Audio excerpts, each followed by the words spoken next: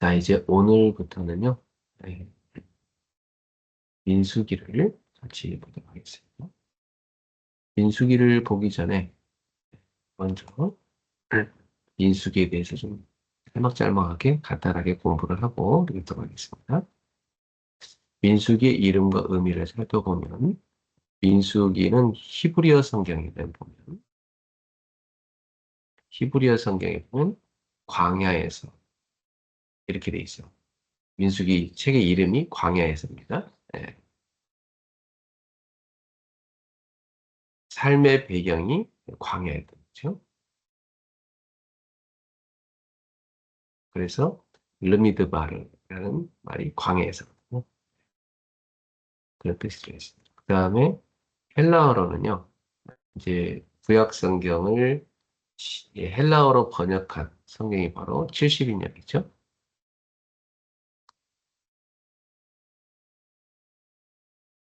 그 70인역에 보면은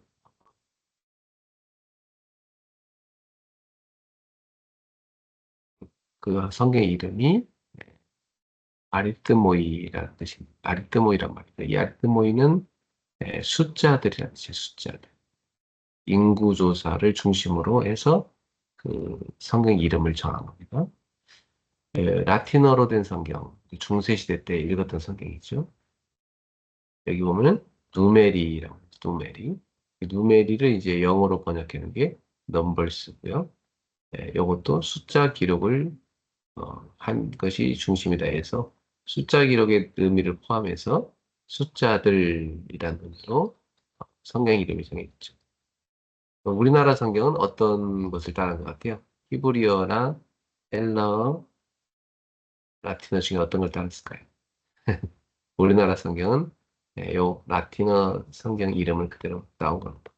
예, 영어 성경 이름을 따와서 백성의 숫자를 셌다 해서 민수기 이렇게 이름을 정했는데, 예. 근데 이제 히브리어 성경은 그 성경의 맨 첫 번째 나오는 글씨, 첫 번째 나오는 단어를 그 성경의 이름으로 보통 씁니다. 그게 예, 르미드바르가 바로 제일 처음에 기록된 단어이기 때문에 요걸 그대로 성경 이름을 썼어요. 마치 우리나라의 찬송가 보면 찬송가 맨 첫 번째 가사 내용이 찬송가 이름이잖아요. 그렇게 히브리 성경에 기록되어 있습니다. 자, 민수기는 단순히 숫자 기록이 아니라 사실은 광야에서 하나님 백성이 어떻게 살아야 하는가를 보여주는 책이죠. 자, 이 광야는 어디입니까? 오늘날로 말하면 세상이죠. 세상에서 하나님 백성이 어떻게 살아야 되느냐. 하나님 백성의 삶을 우리한테 보여주는 거예요. 한마디로 말하면 그 하나님 백성의 삶은 하나님의 말씀에 순종하며 사는 거죠. 그게 민수기 전체의 주제다. 이렇게 볼 수 있겠습니다. 자, 이제 민수기를 실제로 한 장씩 읽어보도록 할까요?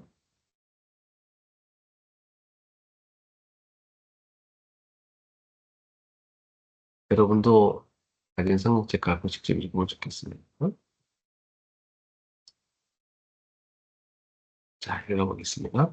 이스라엘 자손이 애굽 땅에서 나온 후 둘째 해 둘째 달 첫째 날에 여호와께서 시내 광야 회막에서 모세에게 말씀하여 이르시되 너희는 이스라엘 자손의 모든 회중 각 남자의 수를 그들의 종족과 조상의 가문에 따라 그 명수대로 계수할지. 여기서 이제 숫자를 센다고 했죠.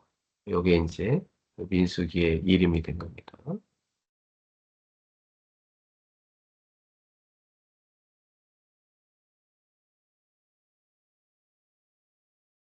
여기 보면 이제 1절에는 신의 광야 이런 거 나오죠. 원래는 이제 히브리 성경에는 요게 제일 먼저 나올 단어이기 때문에 요걸 이름을 쓴 겁니다. 자, 이스라엘 중 20세 이상으로 20세 이상, 이 말이 중요한 말이에요. 20세 이상. 20세 이상만 숫자를 셌어요. 그것도 남자들. 20세 이상으로 싸움에 나갈 만한 모든 자를 너와 아론은 그 진영별로 계수하되. 전쟁에 나갈 수 있는 사람들만 숫자를 셌던 거죠. 이 시대는 전쟁 나가는 사람이 가장 중요한 사람이었습니다. 각 지파의 각 조상의 가문의 우두머리 한 사람씩을 너희와 함께 하게 하라. 너희와 함께 설 사람들의 이름은 이러하니 르우벤 지파에서는 스데울의 아들 엘리술이요 시몬 지파에서는 수리사드의 아들 슬루미엘이요 유다 지파에서는 암미나답의 아들 나선이요 이사갈 지파에서는 수알의 아들 느다넬이요 스불론 지파에서는 헬론의 아들 엘리압이요 요셉의 자손 중 에브라임 지파에서는 암미우스의 아들 엘리사마요 므낫세 지파에서는 도다술의 아들 가말리엘이요 베냐민 지파에서는 기드오니의 아들 아비단이요 단 지파에서는 암미사드의 아들 아히에셀이요 아셀 지파에서는 오그란의 아들 바기엘이요 갓 지파에서는 드우엘의 아들 엘리아삽이요 납달리 지파에서는 에난의 아들 아히라임이라 하시니 그들은 회중에서 부름을 받은 자요 그 조상 지파의 지휘관으로서 이스라엘 종족들의 우두머리라. 모세와 아론이 지명된 이 사람들을 데리고 첫째 날에 온 회중을 모으니 그들이 각 종족과 조상의 가문에 따라 20세 이상인 남자의 이름을 자기 계통별로 신고하며 여호와께서 모세에게 명령하신 대로 그가 시내 광야에서 그들을 계수하였더라. 이스라엘의 장자 르우벤의 아들들에게서 난 자를 그들의 조상과 조상의 가문에 따라 20세 이상으로 싸움에 나갈 만한 각 사람을 그 명수대로 다 계수하니 르우벤 지파에서 계수된 자는 46,500명이었더라. 시몬의 아들들에게서 난 자를 그들의 종족과 조상의 가문에 따라 20세 이상으로 싸움에 나갈 만한 각 남자를 그 명수대로 다 계수하니 시몬 지파에서 계수된 자는 59,300명이었다. 갓의 아들들에게서 난 자를 그들의 종족과 조상의 가문에 따라 20세 이상으로 싸움에 나갈 만한 자를 그 명수대로 다 계수하니 갓 지파에서 계수된 자는 45,650명이었더라. 유다의 아들들에게서 난 자를 그들의 종족과 조상의 가문에 따라 20세 이상으로 싸움에 나갈 만한 자를 그 명수대로 다 계수하니 유다 지파에서 계수된 자는 7만 4,600명이었더라. 여기서 특징을 알 수 있는데 유다 지파의 그 인구가 다른 지파에 비해서 월등히 많죠. 그만큼 이제 이 숫자는 뭘 말하냐면 그 지파가 얼마나 축복을 받았냐는 걸 상징합니다. 그 유다 지파가 많은 받았다는 것을 상징하죠. 그리고 다른 지파에 비해서 어, 그 장자의 역할을 할 수 있는 그런 지파로 가장 힘 있는 지파로 성장했다. 그렇게 볼 수 있어요. 이 숫자는. 그래서 유다 지파가 이제 이 광야길 가는 그 길에 아주 주축의 역할을 합니다. 예. 자, 이사갈의 아들들에게서 난 자를 그들의 조상과 조상의 가문에 따라 20세 이상으로 싸움에 나갈 만한 자를 그 명수대로 다 계수하니 이사갈 지파에서 계수된 자는 5만 4,400명이었더라. 스불론의 아들들에게서 난 자를 그들의 종족과 조상의 가문에 따라 20세 이상으로 싸움에 나갈 만한 자를 그 명수대로 다 계수하니 스불론 지파에서 계수된 자는 5만 7,400명이었더라. 요셉의 아들 에브라임의 아들들에게서 난 자를 그들의 조상과 조상의 가문에 따라 20세 이상으로 싸움에 나갈 만한 자를 그 명수대로 다 계수하니 에브라임 지파에서 계수된 자는 4만 500명이었더라. 므낫세 아들들에게서 난 자를 그들의 종족과 조상의 가문에 따라 20세 이상으로 싸움에 나갈 만한 자를 그 명수대로 다 계수하니 므낫세 지파에서 계수된 자는 3만 2천 명이었더라. 그러니까 이제 요셉의 아들들 에브라임과 므낫세 두 개 지파로 이렇게 나눠진 것이죠. 예, 요셉의 지파는 두 배의 축복을 받는 것입니다. 다른 지파에 비해서. 그리고 이제 레이 지파를 일하는 데서 빼니까 요셉의 두 지파가 들어가서 나머지 지파도 일을 합니다. 자, 베냐민의 아들들에게서 난 자를 그들의 종족과 조상의 가문에 따라 20세 이상으로 싸움에 나갈 만한 자를 그 명수로 다 계수하니 베냐민 지파에서 계수된 자는 3만 5,400명이었더라. 단의 아들들에게서 난 자를 그들의 종족과 조상의 가문에 따라 20세 이상으로 싸움에 나갈 만한 자를 그 명수로 다 계수하니 단 지파에서 계수된 자는 6만 2,700명이었더라. 아셀의 아들들에게서 난 자를 그들의 종족과 조상의 가문에 따라 20세 이상으로 싸움에 나갈 만한 자를 그 명수로 다 계수하니 아셀 지파에서 계수한 자는 4만 5천 명이었더라. 납달리 아들들에게서 난 자를 그들의 종족과 조상의 가문에 따라 20세 이상으로 싸움에 나갈 만한 자를 그 명수로 다 계수하니 납달리 지파에서 계수한 자는 5만 3,400명이었더라. 이 계수함을 받은 자는 모세와 아론과 각기 이스라엘 종상의 가문을 대표한 12지휘관이 계수하였더라. 이같이 이스라엘 자손이 그 조상의 가문을 따라 20세 이상으로 싸움에 나갈 만한 이스라엘 자손이 다 계수되었으니 계수된 자의 총계는 60만 3,050명이었더라. 자, 그러니까 나오는 전체 인구가 출애굽 전체 인구가 나오죠. 에, 남자 장정 20세 이상만 숫자가 60만 3,550명이었어요. 그러면 뭐 여러분 20세 이하인 아이들 그리고 그다음에 싸움에 나갈 만한 자니까 노인은 뺀 거거든요. 노인 숫자. 그리고 여성을 뺐잖아요. 여성 숫자. 다 합치면 뭐 제가 볼 때는 한 200만 좀 되지 않을까. 이게 추측합니다. 지금의 대구 인구죠. 네.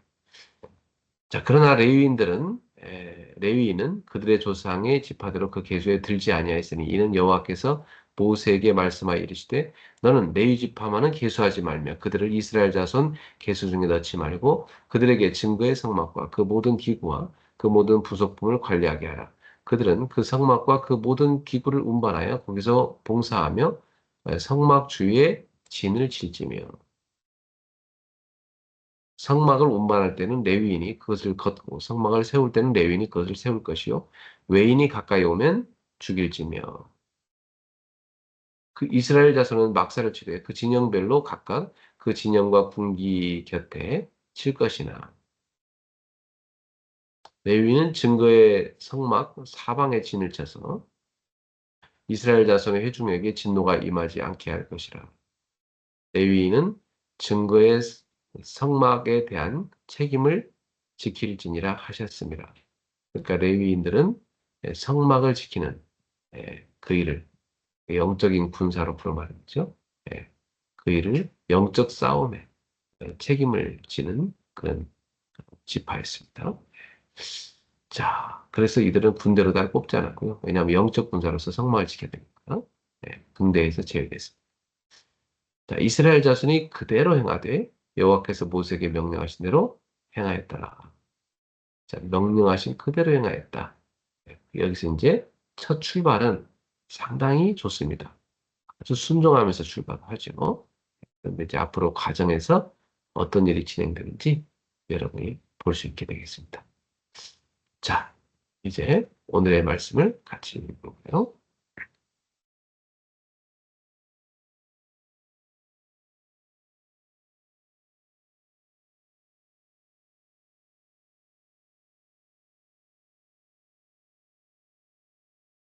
오늘의 말씀은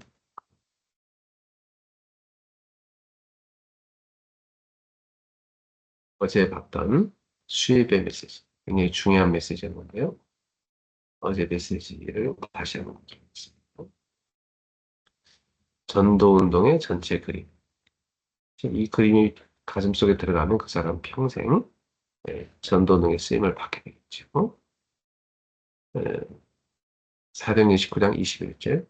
이 일이 있은 후에 바울이 마게도냐와 아가야를 거쳐 예루살렘에 가기로 작정하여 이르되 내가 거기 갔다가 후에는 로마도 보아야 하리라. 선언입니다.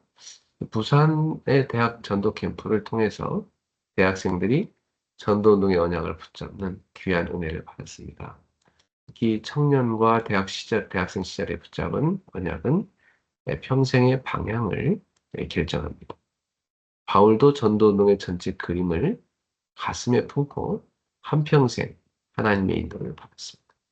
에베소를 중심으로 아시아를 복음화한 후에 다시 마게도냐와 아가야를 보고 예루살렘을 거쳐 로마와 더 나아가 땅끝 스페인까지 서바나까지 복음을 전하려는 분명한 계획을 가지고 있었죠. 바울은 이렇게 인생 전체 마스터 플랜을 갖고 있었죠.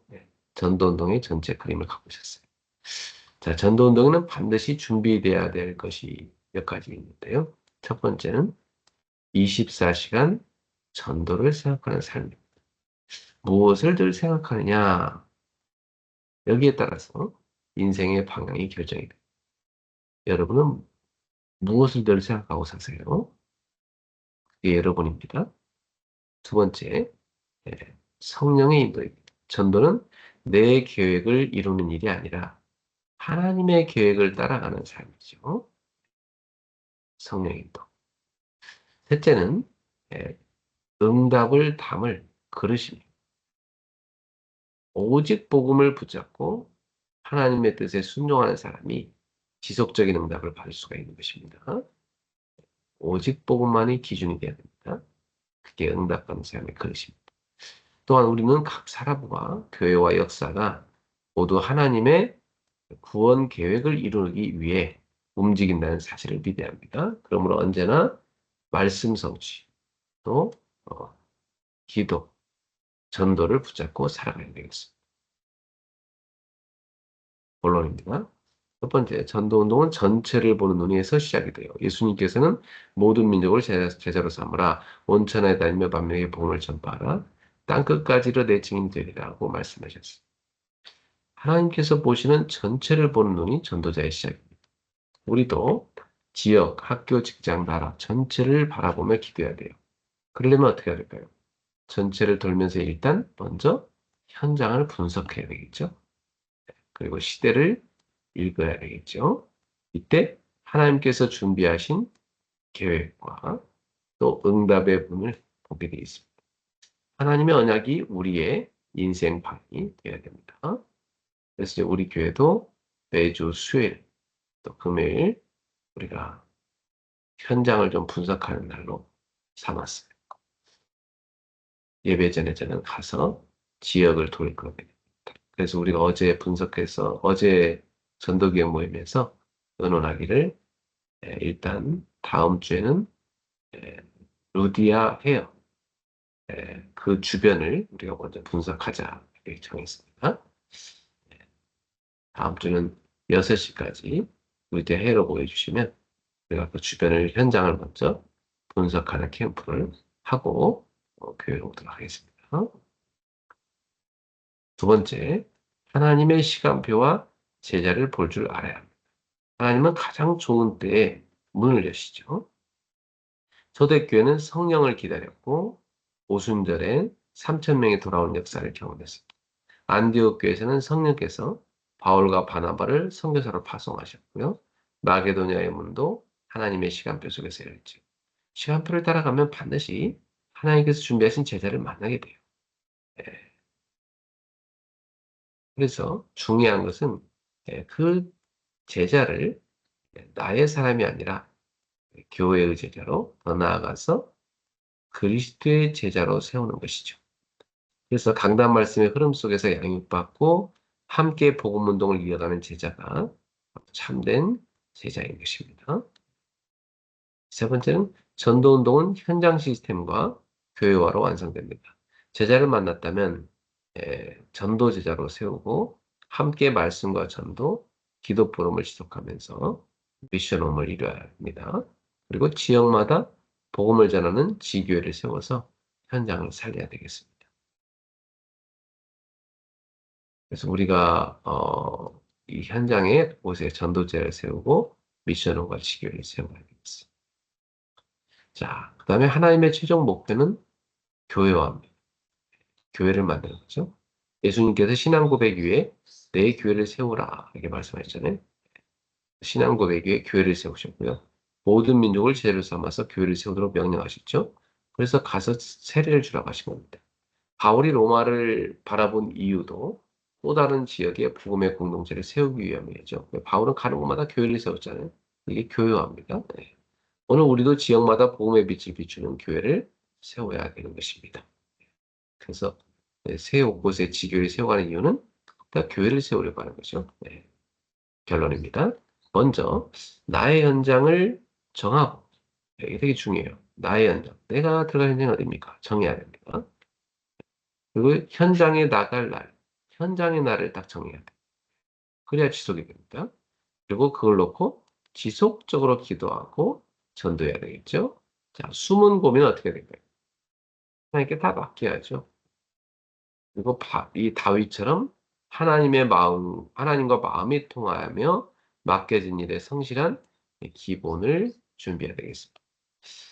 이 기본적인 삶이 준비 안 되면 전도운동 지속이 어려워요, 사실은. 그러니까 우리 기본을 준비하는 게 상당히 중요합니다. 자, 그래서 우리가 서밋이 돼야 되겠죠.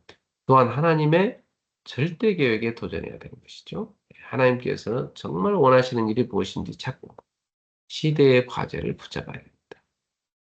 오늘의 시대는 복음으로 병든 영혼을 치유하고 그죠? 후대를 서밋으로 세우고 다민족 가운데서 제자를 찾아가지고 세계복음화를 이루는 시대다 이렇게 볼 수 있어요. 자, 그래서 평신도 들은 또 평생 전도운동의 전체 그림을 마음에 딱 품고 살아가야 돼요. 그러면 하나님의 시간표 속에서 가장 귀한 응답을 누리게 될 것입니다. 이게 어릴 때 들어간다면 놀랐겠죠. 사랑의 하나님, 바울처럼 전도운동의 전체 그림을 품고 살아가는 전도자가 되게 하옵소서. 언제나 말씀 성취, 전도와 기도를 붙잡게 하시고 성령의 인도를 따라서 하나님의 시간표를 분별하게 하옵소서. 우리에게 예비된 제자를 만나게 하시고 현장마다 복음의 시스템과 지교회가 세워지게 하옵소서. 평생 하나님의 절대 교육을 붙잡고 세계 복음화를 위해 쓰임 받는 삶이 되게 하옵소서.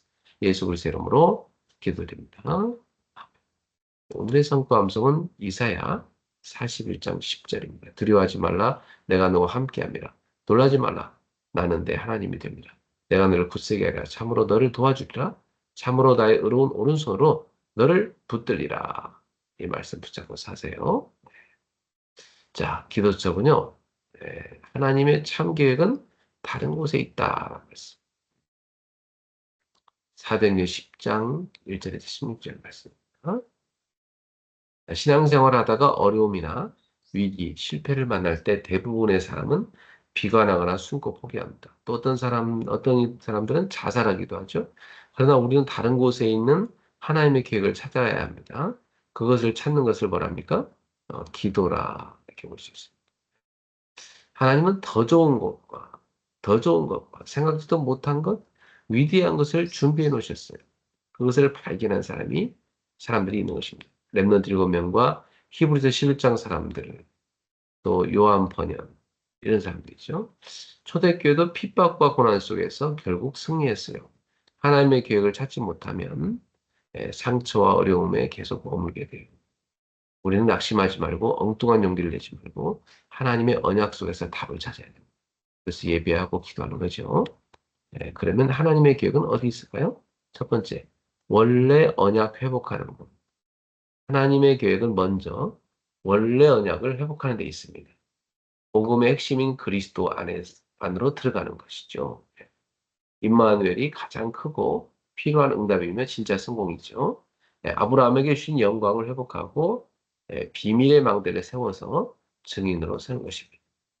두 번째는 그리스도께서 주신 것을 회복하는 거예요. 그리스도께서 주신 것을 회복하는 곳에 하나님의 뜻이 다 들어가 있어요. 원래 하나님이 주신 복음의 비밀 속에 있는 자에게 보좌의 플랫폼과 망대, 보좌의 파수대가 생기고 이 보좌의 300% 응답이 일어나게 되어 있어요. 이것을 망대, 여정, 이정표라고 합니다.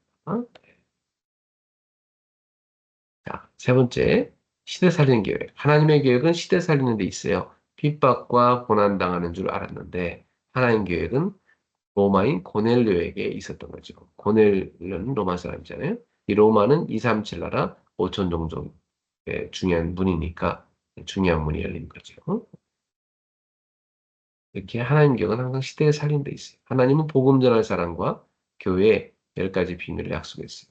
혼자도 살아남는 비밀들이죠. 예, 어려움에서 답을 찾은 욥처럼 하나님의 절대 계획을 찾으면 역사는 시작됩니다. 우리는 예배 속에서 바로 그런 하나님의 절대 계획을 찾는 제자가 되어야 되겠습니다. 예배 성공합시다. 자, 언약 기도합니다. 오늘 하나님의 숨은 계획을 보는 날이 되게 하옵소서. 유대인들이 고민하는 곳에 하나님의 계획이 있는 것처럼 살리는 곳에 하나님의 계획성을 보게 해 주옵소서. 영적인 로마를 보게 해 주옵소서. 영적인 시대 변화를 보게 해 주옵소서. 나의 가장 어려움 속에 하나님의 특별한 계획을 보는 날이 되게 해 주옵소서. 우리 가문의 문제를 축복으로 바꾸는 날이 되게 해 주옵소서. 나의 무능을 하나님의 능력으로 바꾸게 해 주옵소서. 나의 질병이 사망의 길이 되게 사명, 나의 질병이 사명의 길이 되게 해 주옵소서. 내 인생을 새로 바꾸는 시작이 되게 해 주옵소서. 예수 그리스도 이름으로 기도하옵나이다. 자, 오늘도 체력 흐르는 균형을 위해 따뜻한 물 한 잔과 스트레칭과 조깅을 하시고요. 경제력 얻는 공부로 전문성 관심을 독서하고 헌금도 하고 출발합시다.